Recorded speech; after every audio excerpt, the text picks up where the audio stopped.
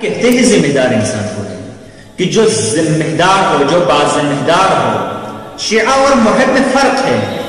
محب صرف محبت کرتا ہے اہل بیت علیہ السلام سے، محبت رکھتا ہے، موالی محب جسے کہا جاتا ہے۔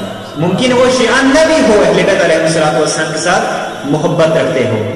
بہت سے اہل حدیث، اہل سنت حتی کہ یعنی غیر مسلم بھی، مسلمان کے علاوہ غیر مسلم بھی اہل بیت علیہ السلام سے محبت رکھتے ہیں، عقیدت رکھتے ہیں، لیکن وہ شیعہ نہیں۔ تو پھر شیعہ کس سے کہتے ہیں؟ شیعہ جو باذمہ دار ہو، محبت رکھنے کے ساتھ ساتھ اپنے مولا نے جو کچھ کہا ہے اس کو عملاً نبھائے، اس کو کہتے ہیں شیعہ۔ مولا امیر المومنین نے تحفۃ العقول میں فرمایا کہ شیعہ کی ذمہ داری، یعنی مسئولیت شیعہ، اوصاف شیعہ بیان فرمایا ہے۔ امام علیہ السلام، امام حسن علیہ السلام کی خدمت میں بارگاہ میں ایک شخص آیا اور آ کر کہنے لگا کہ انا من شیعتکم، مولا میں آپ کے شیعوں میں سے۔ امام نے فرمایا لا تقل، یہ مت کہو کہ انا من شیعتکم، بلکہ تم کہو انا من محبیکم، میں آپ کی چاہنے والوں میں سے ہوں، میں آپ کے موالین میں سے ہوں، میں آپ کے محبین میں سے ہوں۔ یہ مت کہو کہ میں آپ کے شیعوں میں سے ہوں۔ شیعہ کہاں، محب کہاں؟ محب صرف دوست رکھتا ہے۔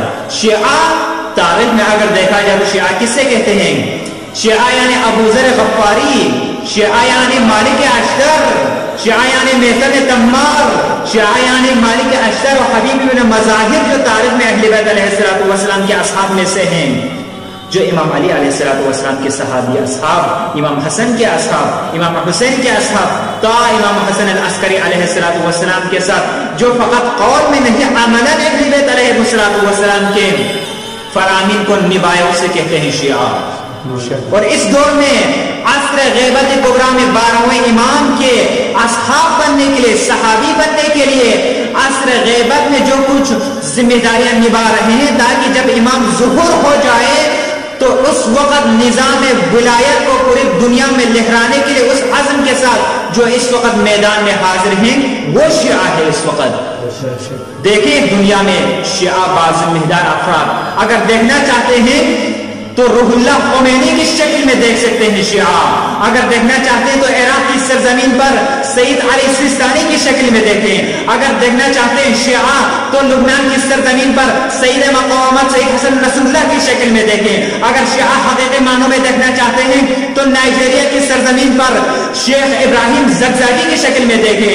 اگر شیعہ حقیقت میں دیکھنا چاہتے ہیں تو بحرین کی سرزمین پر شیخ عیسیٰ قاسم کی شکل میں دیکھیں۔ اور وہ لوگ جو ان کی پیروی کرتے ہیں، جو ان کے قول کو عملاً نبھاتے ہیں اور میدان میں حاضر ہیں، ان کو شیعہ کہتے ہیں۔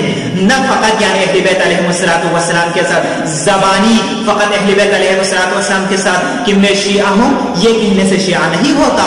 شیعہ باذمہ دار افراد کو کہتے ہیں، شیعہ بامسئولیت افراد کو کہتے ہیں۔ شیعہ کی ذمہ داری ہے، جو کچھ ذمہ داری نبھائے فقط اسی کو شیعہ کہتے ہیں۔ جو عملاً نبھائے، فقط قول نہیں، قول کے ساتھ عمل بھی ہو، اسے کہا